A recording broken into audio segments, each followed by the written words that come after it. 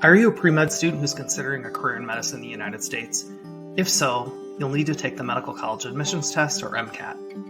The MCAT is a standardized, multiple-choice, computer-based exam that's been part of the medical school admissions process for over 90 years. Even though the admissions processes have evolved, and admissions committees now perform a more comprehensive application review to make admissions decisions, the MCAT remains a cornerstone of medical school applications. A good test score doesn't necessarily guarantee admission, but a poor score will keep you out. This video is part of a series of videos discussing steps pre-med students can take to increase their chances of acceptance to medical school. The focus of this video is the MCAT. We'll talk about MCAT content, exam structure, exam scoring, study strategies, and what to expect on exam day. If this sounds interesting? Follow along. Let's get started. This is Dr. Ben from The Developing Doctor, Certified Physician Development and Medical Admissions Coach. The exam is divided into 4 sections.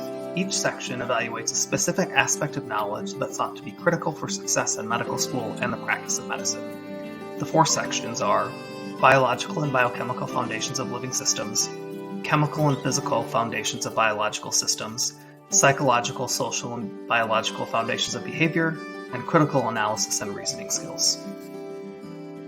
The exam consists of 230 questions. 20% of the questions are discrete questions, 80% are passage-based and require reading a passage before answering the questions. The Biological and Biochemical Foundations of Living Systems section consists of 59 questions. It's 95 minutes in duration. 65% of the questions are introductory to bio, 25% related to biochem, 5% related to general chemistry, and 5% related to organic chemistry. The Chemical and Physical Foundations of Biological Systems also consists of 59 questions and is also 95 minutes in duration. 30% of the questions are related to general chemistry, 25% related to physics and biochemistry each, 15% related to organic chemistry, and 5% related to biology. The Psychological, Social, and Biological Foundations of Behavior section consists of 59 questions taken over 95 minutes. 65% of the questions come from the field of psychology, 30% from sociology, and 5% from biology. Critical Analysis and Reasoning Skills section consists of 53 questions. It assesses your ability to comprehend, analyze, and apply information presented in written passages. This is the most difficult section to prepare for. Preparing for the MCAT requires a study plan. Before you start studying, take a practice test to assess your baseline knowledge and learn about the structure of the exam. Plan to spend at least 4 months studying and using different strategies to consolidate your knowledge. Make the most of your study time by using active learning strategies like taking questions from question banks and making flashcards. More passive strategies like reading review books can be helpful to consolidate knowledge. Evaluate the effectiveness of your study methods by taking several practice tests throughout your study time. Practice tests assess your knowledge and teach you important exam-taking skills. For big tests like the MCAT, timing is everything. Practice tests will teach you how to pace yourself throughout the exam to ensure that you have time to answer every question.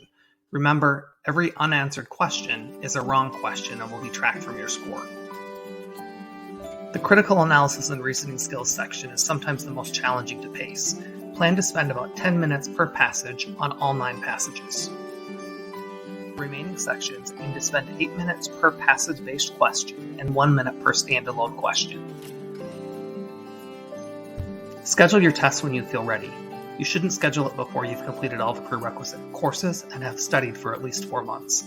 Although you can retake the MCAT several times, medical schools will see all of your scores and you don't want to take the test before you're ready. Congratulations, you made it to exam day. The MCAT is a grueling 6 hours and 15 minutes of test, not including breaks. Let's look at a few things you can expect on the day of the exam. The total seated time for the exam is 7.5 hours, which includes 2 10-minute breaks and a 30-minute lunch. Be sure to bring water and food for the breaks. On the day of the exam, the schedule is as follows. First section is Biological and Biochemical Foundations of Living Systems, followed by a 10-minute break. After the break is Chemical and Physical Foundations of Biological Systems, followed by a 30-minute lunch. The third section is Psychological, Social, and Biological Foundations of Behavior. The final section is Critical Analysis and Reasoning Skills. You can expect to see your MCAT score 30 to 35 days after completing the test. Each section has a score of 118 to 137 for a total combined score ranging from 472 to 528. For the 23-24 application cycle, the average MCAT score for med school applicants was 506. For those who started medical school was 511 points. Although it's helpful to know what the average score was for medical school applicants and matriculants, what constitutes a score that's good enough for admission will depend upon the strength of the rest of your application. It can be tempting to compare yourself to others, but during the application process, highlight your strengths. I hope you found this video helpful. If you're uncertain about your pre-med plan, your medical school application, or your MCAT study plan, I can help you. I offer several coaching programs to help pre-meds realize their dream of becoming a doctor. My programs provide comprehensive pre-med coaching and mentoring. I can help you select undergraduate coursework that will prepare you for the MCAT and medical school, provide guidance on extracurricular activities, help you select the right schools to apply to, and assist with the entire application and interview process. My goal is to ensure that you present yourself in the best possible light during the application process. Don't forget to hit like and subscribe to my channel. I look forward to helping you realize your dream of becoming a doctor.